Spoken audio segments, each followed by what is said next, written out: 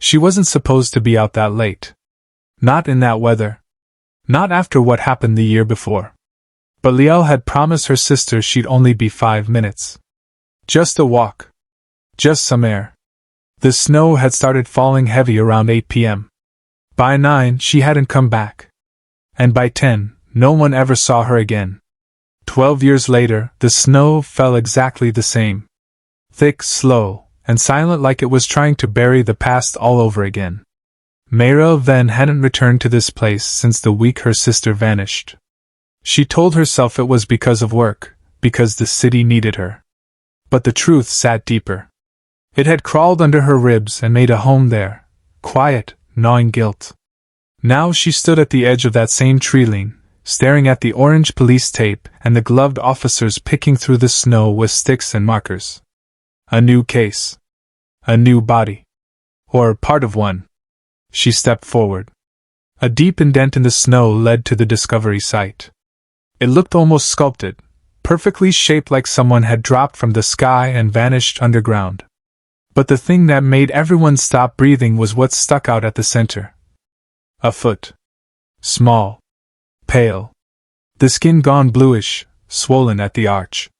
The nails were painted faint blue. A cheap leather anklet still clung to it, cracked with age. One of the younger officers backed away, hand over his mouth. Another turned his face toward the trees like he couldn't stand to look. Meryl didn't flinch. She crouched beside the snowbank, her breath fogging the frozen air. There was something about the anklet. Woven leather. A little thread of red on the clasp. She had seen that before. Long ago. Liel used to make those. She'd wear 3 at a time on her left ankle and dared Meryl to do the same. "Are we sure this was recent?" she asked without turning. The forensic tech checked his notes. Found less than 6 inches beneath surface snow. Frozen hard. But signs of recent movement above it. No frostbite on the tissue. It's not old. She stood slowly, pulse steady, hands cold. "Someone wanted us to find it," she said. "They made sure it stuck out just enough." The trail led back to an old forestry road, closed since 2002. Overgrown. No cameras. No tire tracks survived the snowstorm 3 days earlier. Just trees. Endless, reaching trees. Meryl turned toward the vehicle they'd parked along the curve. Black SUV, standard issue. And just beyond it, through the trees, the edge of the property line she thought she'd never see again. The cabin. Still standing. Snow rested on its pitched roof like icing. The windows were fogged over. The porch steps sagged from time and weather. But it was the same. She hadn't brought herself to visit it since the funeral. There hadn't been a body then. Only Liel's drawings, her diary, and the bracelet she gave Meryl on her last birthday. She walked up the steps now like they might collapse beneath her. The key still hung behind the warped wooden panel above the doorframe. Inside, it smelled like ash and cedar and silence. Dust shimmered in the beam of her flashlight. The furniture was covered with old sheets, sagging in the middle like ghosts had been sitting there all these years. She stepped into the living room and froze. There, on the windowsill, was a pressed wildflower in a jar. And underneath it, a photo. The kind you get from cheap disposable cameras. Faded with time. It showed 2 girls standing in front of the same cabin. One blonde. One dark-haired. Smiling, arms around each other. Meryl didn't remember taking that picture. And she didn't remember seeing that jar last time she was here. Someone had been inside. Recently. She felt it like a draft on her skin. That subtle shift. That presence. In the far corner, beneath the table, something gleamed. She bent down and picked it up. A matchbox. Local brand. Inside, 3 half-burned matches. One was still warm. Her throat tightened. She turned around quickly, scanning the cabin. Whoever left the foot in the snow had been here. Maybe even watched her from these windows. She pulled out her radio. "This is Officer Venn," she said, voice low. "I want surveillance on the perimeter. North Cabin, Route 16. I want boot prints, tire marks, ash samples. Someone's watching us. She clicked the radio off and looked back at the photo. Liel's face stared back at her. Not as a memory, not as a ghost. But like a message. As if to say, you were never meant to forget. Outside, snow began falling again. But this time, Meryl didn't look away. The sound of boots on snow cracked through the silence like bones breaking. Meryl stood outside the cabin, her breath curling upward in soft clouds, watching two forensics officers lay down fresh yellow tape along the tree line. Their faces were blank, professional, but she could see the unease in their movements, the hesitations, the stolen glances toward the woods. This place remembered things. A young constable approached with a folder tucked under his arm and hesitation in his throat. They matched the footprint, he said, avoiding her eyes. The one that led to the severed foot. Women's size 6 vintage boot print. The kind with rubber grip soles. Manufactured until the late 90s. Meryl didn't blink. Like the kind my sister used to wear? He nodded once. And the anklet? She asked. Still being tested, but... He paused, then handed her the folder. There's something you should see. Inside were 4 Polaroids. Meryl's heart twisted before her mind caught up. Each photo was taken from a low angle, someone hiding, or lying down. All 4 were of the woods. Blurred outlines of trees. Fog. A path. In the last image, barely visible in the background, stood the cabin. It wasn't the photos that disturbed her. It was the timestamp printed along the edge. December 2nd, 1999. The night Liel disappeared. Meryl's fingers trembled. That date had never appeared in any official record. The camera Liel used was missing. No film had ever been recovered. Where were these found? She asked. In a plastic sleeve buried under the foot. Like someone left them with it on purpose. She didn't reply. There were too many pieces now, and none of them fit. The foot looked fresh. The anklet was from 12 years ago. The photos were from the night Liel vanished. She stared back at the cabin. A place frozen in time. No power. No heat. No life, except something still lingered inside, like breath caught in a dying chest. She stepped back in. The air was colder now, but not from the wind. Upstairs, everything remained covered in sheets. The hallway groaned beneath her steps. Liel's room was on the left. The door stuck slightly, swollen from the winter damp. Inside, the walls were still decorated with pencil sketches, half-faded girls with long braids, trees with screaming faces, a snowman holding a hand that wasn't his. In the corner, under the window, her old writing desk. The same sticker of a shooting star on the drawer. The same broken keyhole Meryl used to unlock with a butter knife. She slid the drawer open. Empty. Except for a cassette tape. Labeled with a single word in blue marker. Stay. She stared at it for a long moment. No player. No clue how it got here. But it hadn't been there 12 years ago. Someone was trying to tell her something. Downstairs, she lit the fireplace, not for warmth, but for sound. The silence in the cabin had begun to feel suffocating, like a presence pressing against the walls. As the flames grew, they revealed more than just old wood and dust. Behind the hearthstones, something was scratched into the mortar. I saw him. 3 words. Clumsy, uneven. Like a child had carved them with a rusted nail. Her pulse quickened. She stepped back, then turned toward the coat closet near the front. When she opened it, dust burst out like breath held too long. Inside, coats from their childhood still hung limp on the rod. Puffy, pastel, outdated. But tucked behind one, something else. A green parka. Too large. Too clean. Not hers. Not Liel's. She reached into the pocket. A receipt. Local gas station.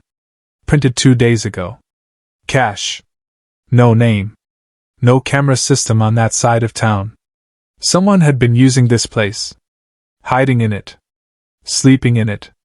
And maybe watching her. The phone vibrated in her jacket, Elric. She didn't answer right away. Not yet. Not until she understood what she was standing inside. She stepped out onto the porch. Across the white snow, the woods stood like silent judges. The trail back toward town cut through them in a winding line of shadows. She closed the door behind her and locked it. As she walked toward her cruiser, she didn't realize she was being watched. Not until she reached the vehicle. On the windshield, written with a fingertip in the frost, "You're too late." The world seemed to tilt sideways for a second. She scanned the trees, every shadow now alive. Her hand went to her sidearm. But there was no one. Just cold. And a fresh set of boot prints leading away into the woods. The same size as the ones near the severed foot. Size 6. Still recent. Still walking. Meryl's voice was a whisper that cracked the air like ice. "Liel?" No answer. Only snow falling again, like the forest was swallowing its secrets whole. The footprints disappeared halfway down the slope. One moment, they were clear, fresh indentations in the crusted snow. Then they just stopped. Not faded. Not scattered. Just stopped. Like someone had been lifted straight out of the forest. Meryl crouched, gloved fingers brushing the edge of the last print. No signs of a fall. No drag. No deviation from the line. The snow was clean all around it. She looked up. The trees above her swayed gently, tall black pillars reaching into gray sky. Something about their stillness made her feel like she was inside a cathedral made of bone. Something was watching. She stood, hand hovering near her holster, and turned in a slow circle. Nothing. Not a bird. Not a breeze. Just the strange hush that always came before something awful. She didn't follow the trail further. It would be a waste of time. Whoever made those prints didn't want to be found. Not yet. They were leaving pieces, teases.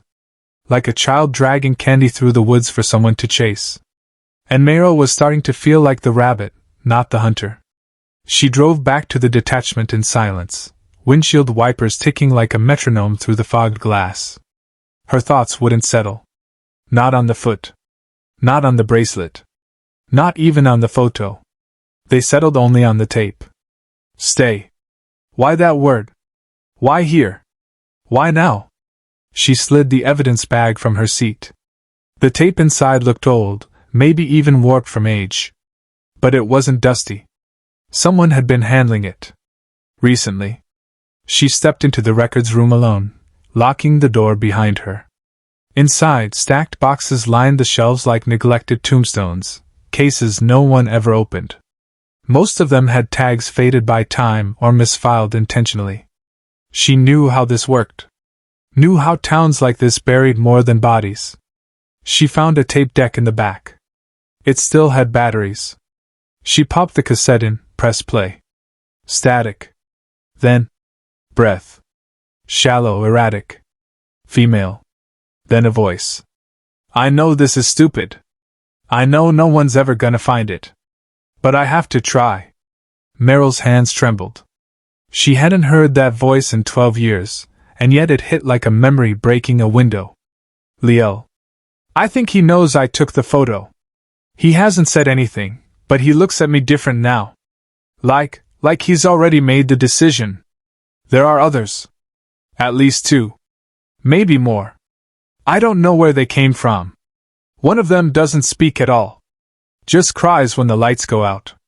The recording cracked, as if the mic had brushed against cloth.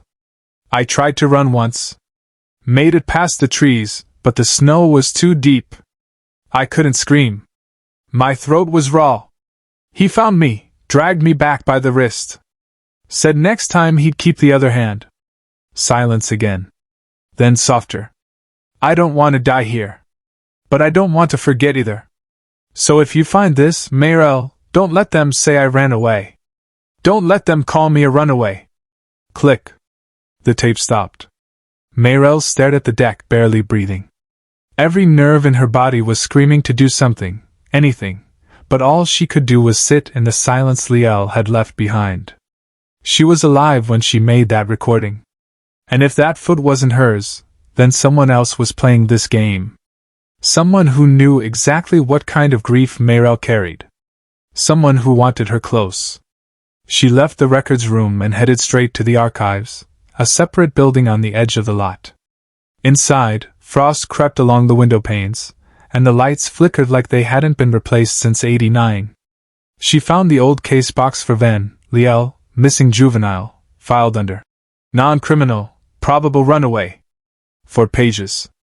That's all there was. A missing persons sheet.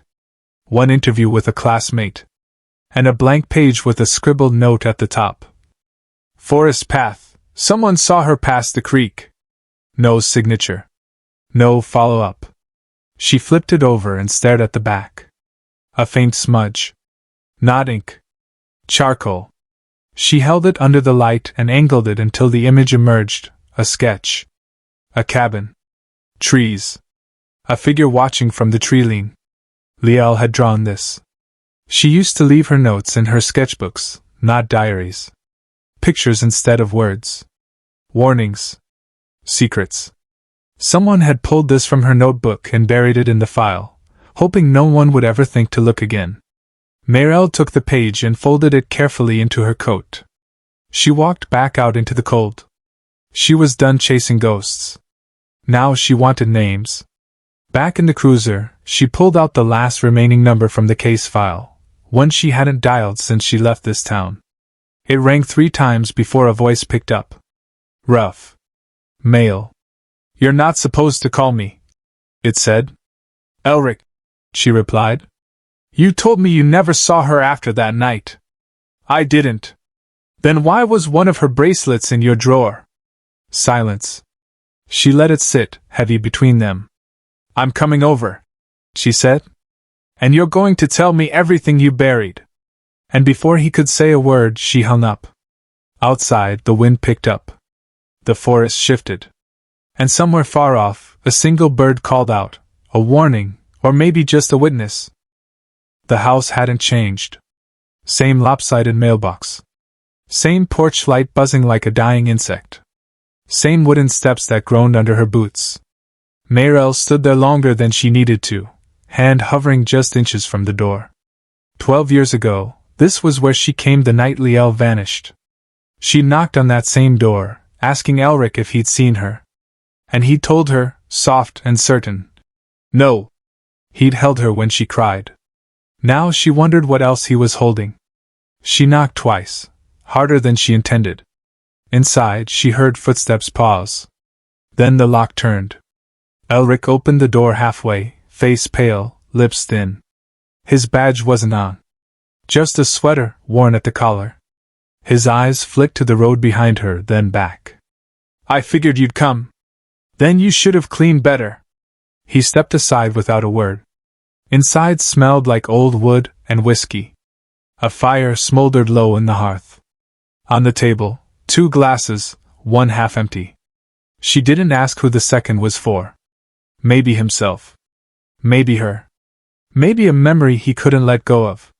He sat first, like a man waiting for sentencing. Mayrel stayed standing. The bracelet, she said. Top drawer. Right side. Same type Leo wore. He didn't deny it. Just exhaled slow, like confession might cost him breath. I found it, months after she vanished. In the woods behind the old mill. You told me you never saw her after that night.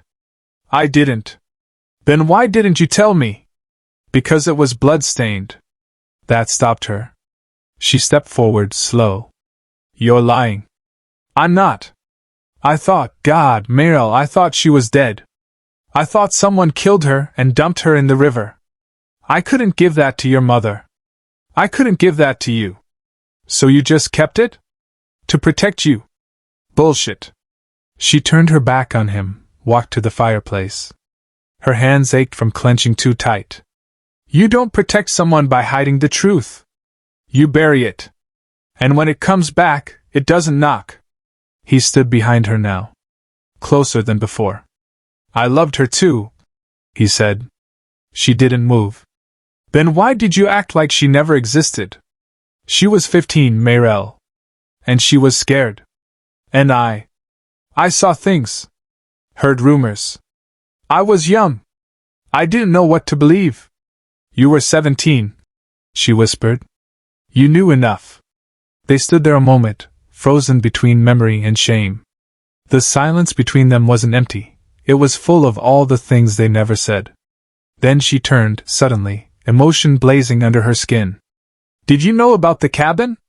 His eyes flinched. What cabin? You tell me. She pulled the sketch from her coat pocket, the one Liel drew. Held it up. He stared at it. I've seen it, he murmured. When? Once. Maybe a week before she vanished. She said she went there sometimes. That it was safer than home. Meryl's jaw tightened. She told you she was in danger, and you let her go back? I didn't know she meant real danger. I thought she was just...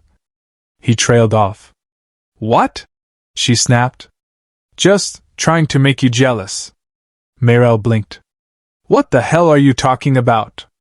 He stepped back, breath catching. She was always trying to get your attention. Drawing darker things. Acting brave. Following us around. I don't remember that. Because you never looked. Not really. You were already half out of this town in your mind. She saw that. She hated it. Meryl felt the accusation sting sharper than the cold. He wasn't wrong. She had left long before Liel disappeared, emotionally, mentally, in every way that mattered. The only thing she'd left behind was a promise to come back. And she never did. Until now. And now everything was ash. She reached for her coat. Where are you going? He asked. To the mill. At this hour? You said you found her bracelet behind it. That's where I start. Elric hesitated. Then, I'll come with you. She looked at him for a long moment. 1,000 things between them. None worth speaking out loud. Fine, she said. But if you lie to me again, I swear to God I'll leave you out there. They drove in silence, the snow thickening into white sheets across the windshield. The road twisted through the pine forest, headlights cutting through fog like a blade through fabric. They reached the clearing behind the mill just past midnight. The wind had picked up. Branches creaked like old doors above them. Meryl stepped out first, flashlight sweeping the tree line. Snow swallowed sound. The mill loomed in the dark, an old giant, collapsed into itself, forgotten by time. She moved toward the back slope. There, Elric pointed. A low path. Hard to see, covered in deadfall and snow. But there, just barely, fresh indentations. Not boots. Bare feet. Leading downhill, towards something hidden. Meryl didn't hesitate. Not anymore. They followed the prints together, breath fogging, hearts loud in the silence. And just as the last tree opened into a clearing, they saw it. A shack. Buried halfway in snow. Door slightly ajar. Smoke curling faintly from a chimney that shouldn't work. Inside, someone waited. And the forest watched, unmoving, as Meryl stepped forward, toward the truth she'd been chasing for 12 years. The door opened with a sound like breath catching in a throat. Meryl didn't speak. Her flashlight cut through the shadows inside the shack, dust hanging in still air, disturbed by nothing but time. A single lantern flickered on a wooden crate, its flame weak but alive. The heat had melted part of the snow near the threshold, revealing floorboards warped and blackened. She stepped in first. The room was small. No furniture besides the crate, and a rotting cot pressed against the far wall. The air smelled like damp wood, iron, and something faintly sweet. Flowers, maybe. Dry ones? Elric stood just behind her, his hand hovering near his hip. He hadn't drawn his weapon, but his body was wound tight. Like a wire pulled too far. There were marks on the walls. Scratches. Deep. Vertical. She traced one with her glove. Fingernails? Someone was kept here, she said quietly. Not just kept, Elric murmured. Caged. In the corner, beneath the cot, something reflected in the light. Meryl knelt and reached into the shadow. A tin box. She opened it slowly, expecting nothing, hoping for less. Inside were strips of paper, folded and yellowed. Some were damp, half-rotted. Others still held ink. Words. Sentences. Some in neat cursive. Others rushed, jagged, desperate. She read the first one aloud. "Third day no food. He doesn't like noise," one of the girls begged. He made her hold her breath until she passed out. Her throat tightened. The second note was worse. "I bit him. I thought he'd kill me. He said I was lucky he liked wild things." There were dozens more. A record. A confession. A grave. She looked at Elric, and he was already shaking his head. "I didn't know. I swear I didn't. I believe you," she said. "But someone did. Someone let this happen." The walls told more of the story. On the far side, carved into the old wood with something sharp, were names. First names. Initials. Dozens. Near the bottom, Liel. She ran her fingers over it, reverent. She was here. Elric moved toward the only other door, the one in the floor. A trapdoor. Half covered by a mat. He knelt, brushed the snow off it, and pried it up. The cold that came up wasn't natural. It was old. Still. She followed him down the ladder, one rung at a time, into darkness. Her boots hit the dirt floor. The basement wasn't wide, but it was long, like a tunnel carved by hand and hatred. There were blankets in one corner. Molded. Matted with hair. A bucket. A cracked mirror. And a small journal, warped by damp. She opened it. The pages were smeared but legible. Sketches. A hand. A foot. A girl with a cut on her face. The last page stopped her heart. "If you're reading this." I ran. I ran because I had to kill him." She looked up sharply. There, half buried in dirt at the tunnel's end, was a shape. Ragged. Human. She dropped to her knees and brushed snow and dust away. Bones. Clothes. A woman's body, curled in on itself. One foot missing. But it wasn't Liel. The face, though sunken and weathered by time, was different. The jaw narrower. Hair lighter. Older. "Not her," Elric whispered. "She killed him," Mayrel said. "Then who is this?" She reached for the collar of the woman's coat. Inside the pocket, a cassette. She stared at it like it might burn. They climbed back up, her fingers shaking. She didn't wait. She pulled her old Walkman from her bag, still functional, and pressed play. Liel's voice filled the shack like a ghost coming home. "I thought if I stayed quiet they'd forget me. But he didn't forget. He always came back. He said girls like me were just smoke, meant to vanish. I waited for you, Mayrel. For someone. But no one came. So I stopped waiting. And I made sure he wouldn't come back again. I buried the proof. I left it where only someone who knew me would look. The creek. The old trail with the willow tree. If you find this, don't hate me." Mayrel stared at the player. Willow tree. She knew exactly where. It was their childhood hiding place. A trail only they had names for. She stood. "We're going." Elric followed without question. Outside, snow fell hard, erasing footprints before they were made. By the time they reached the tree, it was nearly dawn. The willow's twisted shape loomed ahead, half covered in snow. Beneath it, a shallow mound. She dug fast, bare hands slicing into the ice. Then wood. A box. Inside, a photograph. Liel older. Different. Bruised but alive. And next to it, a knife. Bloody. And a name scratched onto the inside of the lid. Brannick. Mayrel froze. That wasn't a stranger's name. It was in the old RCMP roster. A forestry contact. A man who ran wilderness programs for missing girls back in '97. A man they thought had vanished. She turned to Elric. "That's who she killed."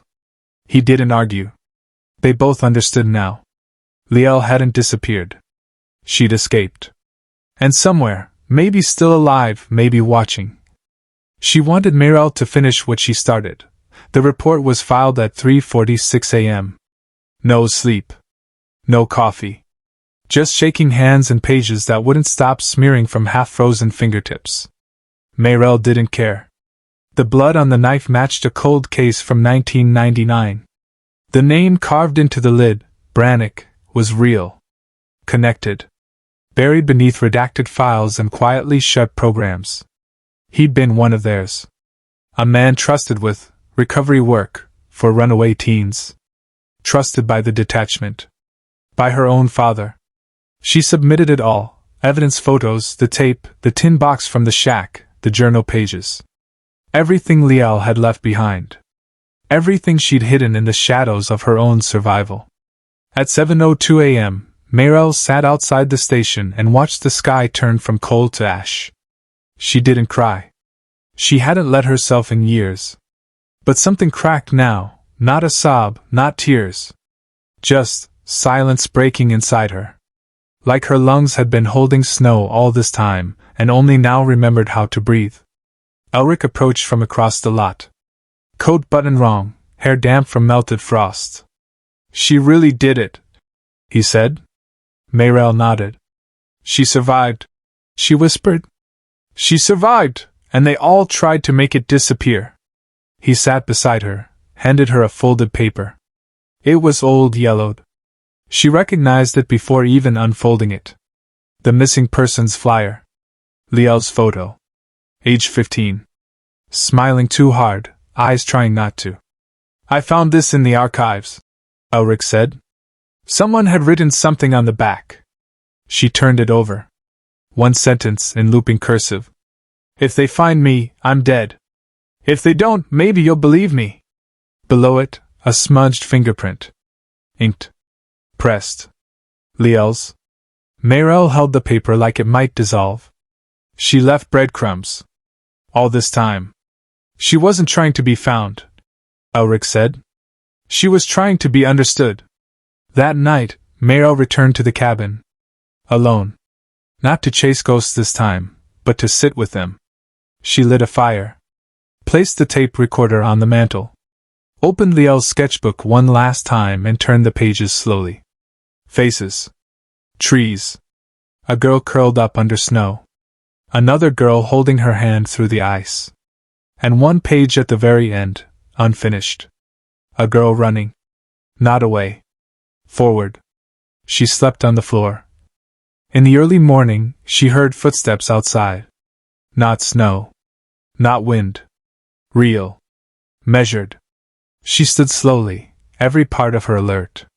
Then a knock. Soft. Twice. She opened the door. The woman standing there looked like someone who had learned to live invisible. Hood up. Coat oversized. Skin weathered by cold and time. But the eyes? Those hadn't changed. Liel. Either of them moved for several seconds. Then, "I told you not to look for me," she said. "I wanted the truth to be found," Liel said quietly. "I didn't think I deserved to come with it." "You do," Meryl said. "You always did." Liel stepped inside slowly. Like every inch hurt. She sat near the fire, not looking at her sister. "How long have you known I was alive?" "Only last night," Meryl said. "The photo. The knife. You left a trail. I had to make them pay." "You did." Liel's hands were shaking. She held them in her lap like a child, fingers clenched tight. "Do they know?" Liel didn't respond. The fire cracked once. A log shifted. "They made us into ghosts," she said. "Girls like me. They didn't even search. They filed it under runaway and forgot me.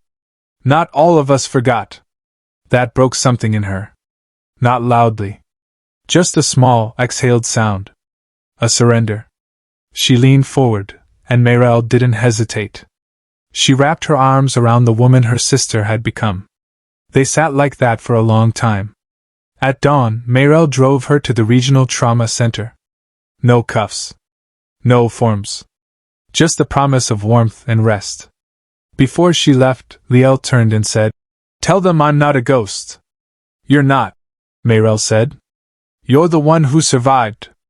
A month later, Liel testified in a closed-room investigation. Names were named. The Red Pines inquiry reopened 5 cases. 3 arrests followed.